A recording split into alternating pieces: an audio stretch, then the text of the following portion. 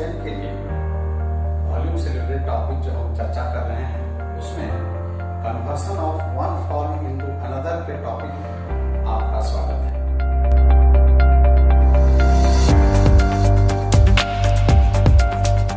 पिछले क्लास में मैंने 2 प्रश्न दिए थे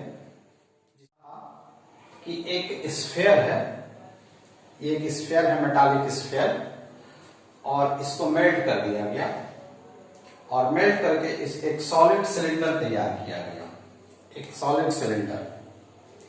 और स्फीयर का जो रेडियस है वो 4.2 सेंटीमीटर है और सिलेंडर का जो रेडियस है वो 6 सेंटीमीटर है। हमें पता करना था कि सिलेंडर की हाइट कितनी है।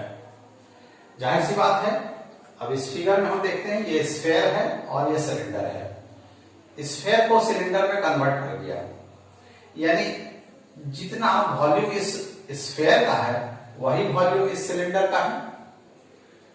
तो यानी volume of sphere equal to volume of cylinder, और दोनों का वॉल्यूम को इक्वेट करेंगे और इसका हाइट हम लोग कैलकुलेट कर लेंगे। यहां पर देखते हैं, according to question volume of cylinder equals to volume of sphere.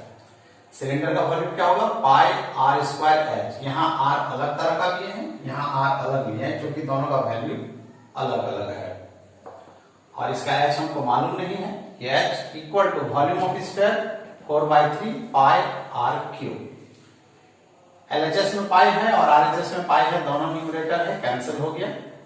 हमें एच निकालना है तो एच इक्वल टू क्या हो गया, ये आर स्क्वायर इधर डिनोमिनेटर हो जाएगा, यानी 4r cube upon 3r square. ये r स्फीयर का है और ये r सिलेंडर का है। अब हम ये दोनों वैल्यूज को यहां पुट कर देंगे तो हमारा h कैलकुलेट हो जाएगा। 3 स्मॉल मेटालिक स्फीयर मेरे पास थे और तीनों को मेल्ट कर दिया गया। तीनों का रेडियस अलग अलग था। एक का रेडियस 6 सेंटीमीटर, दूसरे का रेडियस 8 सेंटीमीटर और तीसरे का रेडियस 10 सेंटीमीटर। ये तीनों को पिघला करके मेल्ट करके एक बड़ा स्फीयर तैयार किया गया। इस स्फीयर का रेडियस पता करना है। यहां भी वही बात है, वो तीनों जो स्मॉल स्फीयर हैं वो तीनों स्मॉल स्फीयर का volume equals to volume of big sphere.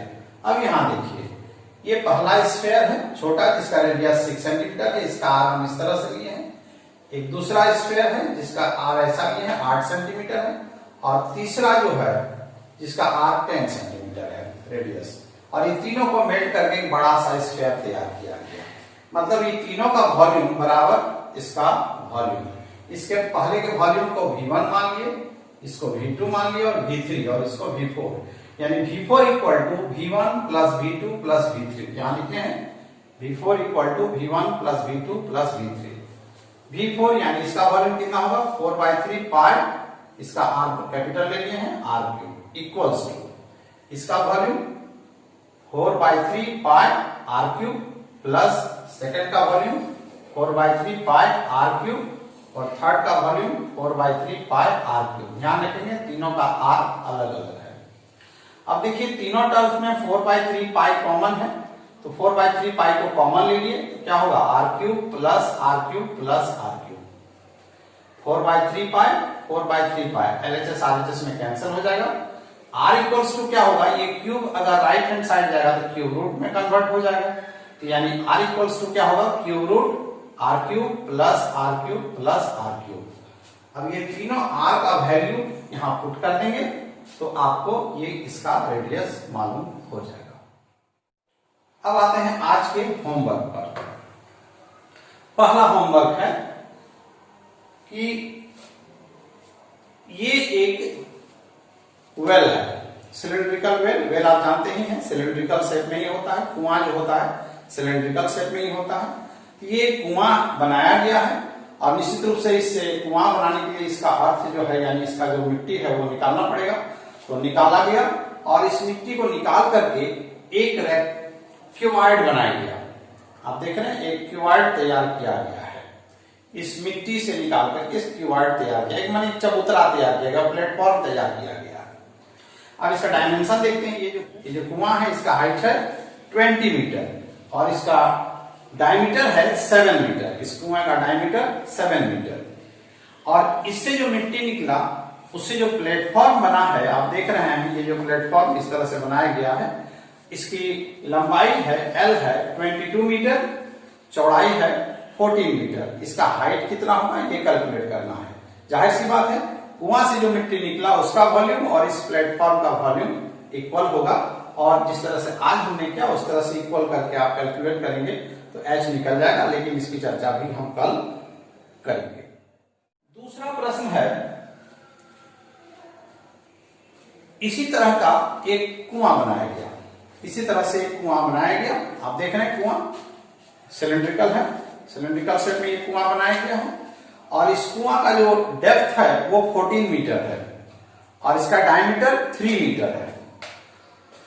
और इस कुएं से जो मिट्टी निकला उस मिट्टी को इसी के चारों ओर फैला करके एक एम्बैंकमेंट बनाया गया। आपको दिखाई पड़ रहा है एम्बैंकमेंट, ये मिट्टी इसके किनारे किनारे रख दी गई। यानी कुआं का जो डेप्थ है 14 मीटर और डायमीटर है 3 मीटर, उस मिट्टी को निकाल करके इसी के किनारे लगा करके एम्बैंकमेंट तैयार किया गया। इस एम्बैंकमेंट का जो विड्थ है वो 4 मीटर है। हमें इसकी हाइट कैलकुलेट करनी है। सिंपल सी बात है, जो मिट्टी निकला वही मिट्टी यहां पर है, तो इस कुआं का वॉल्यूम और इस एम्बैंकमेंट का वॉल्यूम बराबर होगा, उस हिसाब से हम इसका डेप्थ जो है कैलकुलेट कर लेंगे।